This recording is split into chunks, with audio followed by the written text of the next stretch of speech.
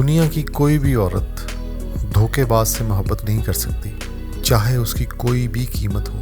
یہ کہنا تھا ایک انگلش رائٹر روز فونٹرس نے۔ میرے بوائے فرینڈ نے ایک اور لڑکی کو حاملہ کر دیا۔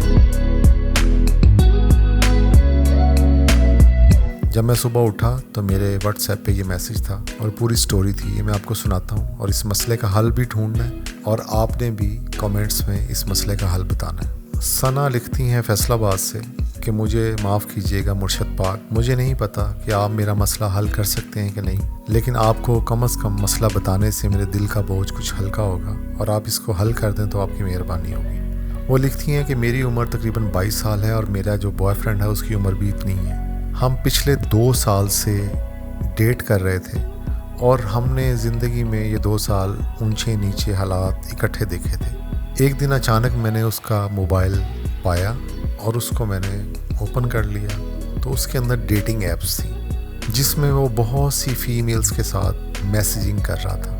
مجھے شدید غصہ آیا اور میں نے اسے کہا کہ وہ کیا چاہتا ہے، وہ سنجیدگی سے فیصلہ کرے۔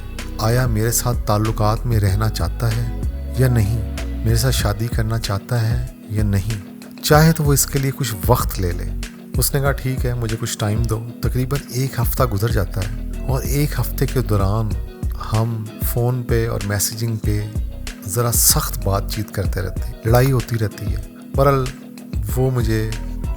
میں اسے دوبارہ ملنے کا کہتی ہوں۔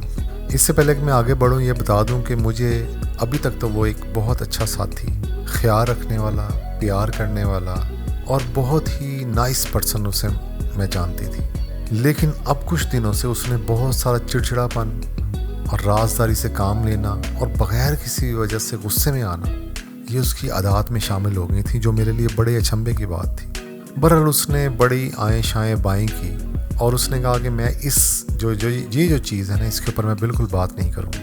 آخر کار اس نے پھر مجھے بتانے کا فیصلہ کر ہی لیا۔ اس نے کہا کہ جب ہماری پچھلی لڑائی ہوئی تھی اور 1 ہفتہ ہم نہیں ملے تھے تو اس دوران میری ایک لڑکی سے بات ہوئی تھی، ہم آپس میں ملے تھے اور اس کے بعد چند مہینوں کے بعد اس نے پھر مجھ سے اب دوبارہ رابطہ کیا اور اس نے کہا کہ اس نے بتایا کہ وہ حاملہ ہے اور یہ بچہ اسی کا ہے۔ لڑکے نے اس لڑکی کو بچہ ضائع کروانے کے لیے کہا، جو کہ اس نے صاف انکار کر دیا۔ اس نے کہا کہ میں بالکل اس کو ضائع نہیں کروں گی اور تمہیں مجھ سے شادی کرنی ہی پڑے گی اور تمہیں پتہ لگے کہ تم نے کسی کی زندگی کیوں خراب کی۔ بہرحال ان کا جو بھی معاملہ ہے مرشد پاک، مجھے یہ بتائیں میں کیا کروں، میں کہاں جاؤں، پلیز میری مدد کریں۔ ثنا، سب سے پہلے تو آپ اپنے آپ کو بہت لکی تصور کریں۔ آپ سوچیں کہ 20 سال بعد آپ کی شادی کے 3 بچے ہوتے اور آپ کے ساتھ یہ بلنڈر ہو رہا ہوتا تو پھر کیا ہوتا۔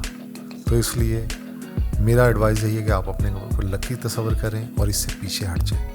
باقی میں ناظرین سے کہوں گا ان کے ذہن میں جو بھی سجیشنز ہیں وہ نیچے لکھیں۔ ہوپ فلی ثنا اس کو دیکھیں گی اور اس پہ عمل کریں گی۔ بہت شکریہ، اور اپنے مرشد کے پاس ایسی سٹوریز، ایسے مسئلے بھیجتے رہیں اور ہم اس کے مسائل کا حل بتاتے رہیں گے۔ بہت شکریہ۔